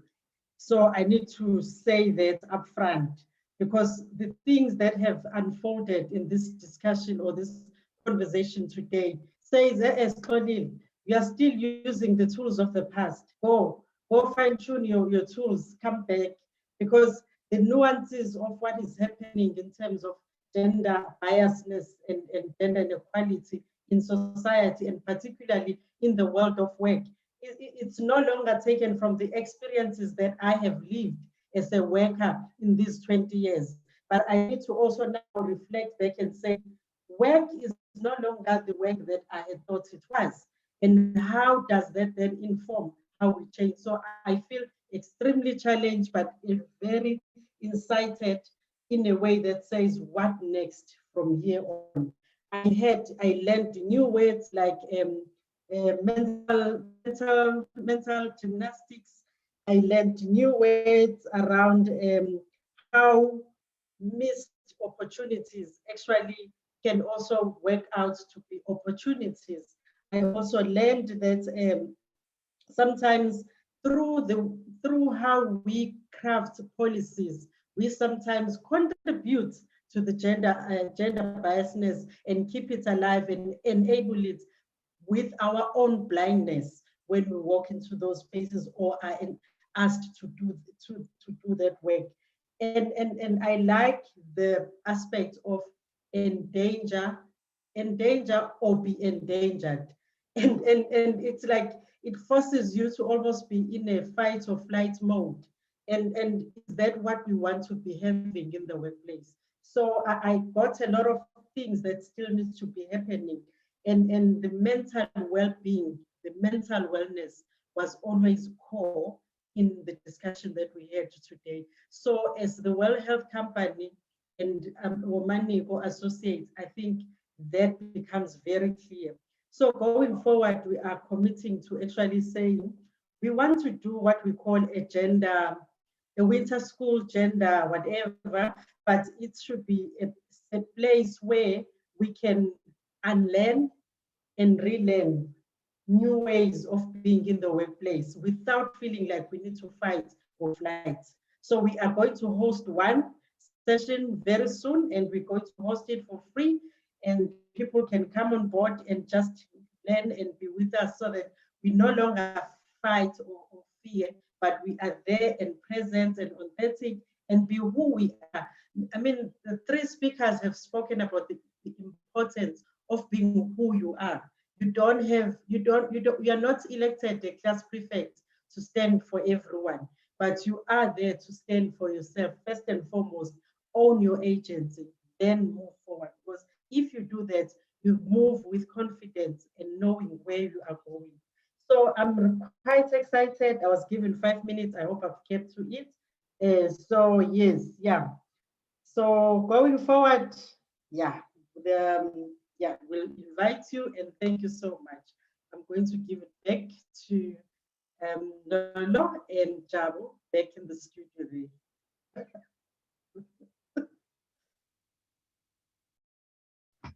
Thank you so much for that score. Right now, we're going to move on to what I think is a very important part of the evening. You know, as I mentioned earlier on, we can talk and talk till the sun comes out, but if we don't do anything, then our talking is in vain. And really, I'm encouraging all of us really to do something, you know, beyond today, beyond next week, beyond International Women's Day. I am encouraging all of us to encourage, to mobilize our friends, you know, our workers, our colleagues, our employers, to really do something about gender bias and inequality. As WomaNiko Associates, we are currently running a competition, and the competition is just about how we can innovatively put an end to gender bias and inequality. I remember at first it was how we could reduce, but we're not wanting to reduce gender bias and inequality in the world of work. We want to put an end to it. I see that Gamo has put the link to the competition brief in the chat. So really, please just, you know, when you get the time, just read the brief, enter the competition. The winner stands a chance to win a wellness hamper with 500 Rand and coaching sessions. How many again? Between 4 and 6, depending on the package. Yes, so 4 to 6 coaching sessions. As I said, you know, the work continues. The work continues. We can't just stop today. You know, our voices deserve to be heard. So please do check out that competition, and thank you once again to our speakers, and thank you for everyone who's hopped onto the call. For me, it was very insightful. I've walked away with some gems. Definitely. And that really brings us to the end of our evening. 2 minutes over, yay. We really hope that this was enjoyable and very insightful to all of you, and that you walk away with like a renewed feeling of hope that there's a lot that needs to be done, but there is something already being done, and then you can be a part of it so that you can, you know, change history for the better. Want to thank all of you for attending and for staying with us for 2 full hours. We want to especially thank all our speakers, amazing people. Thank you, Lynette. Thank you, Papi. Thank you, Lou. You guys are amazing, and the work that they're doing is absolutely amazing with their podcasts and the Instagrams and their actual work in the galleries. Please do find them in our social medias. They are tagged, so you can go and have a look at these people and see, oh, what are the work that they're doing. Follow them, listen to their podcasts, watch their IG lives, go to the actual gallery to see Papi's work because it's really good. We are yet to do that, but we will promise, Papi, we promise. We also want to thank the behind the scenes Gamu. Don't you want to show your face? He was our technical guide today. He's going to show his face now. There he is. And also to our MDs, Tembela and Spo. Thank you guys for, you know, really pushing us to do this and to host this evening. Yeah, and so that's where we leave it. We just want to thank you all for joining us and being here today, and we really hope this was very insightful. Do please join the competition and share this with your friends. Go onto our socials, follow us, follow all the speakers, and you know, maybe there could be someone that you really want to connect with or network with in this space, and that you have the opportunity to do so. So thank you guys. Thank you. Goodbye. Have a Thanks, lovely everyone. evening. Stay safe. Thank you, Switch your guys. cameras on. Yeah, switch your cameras on so Goodbye. we can see your faces as you leave. Bye. Bye. Bye. Just need to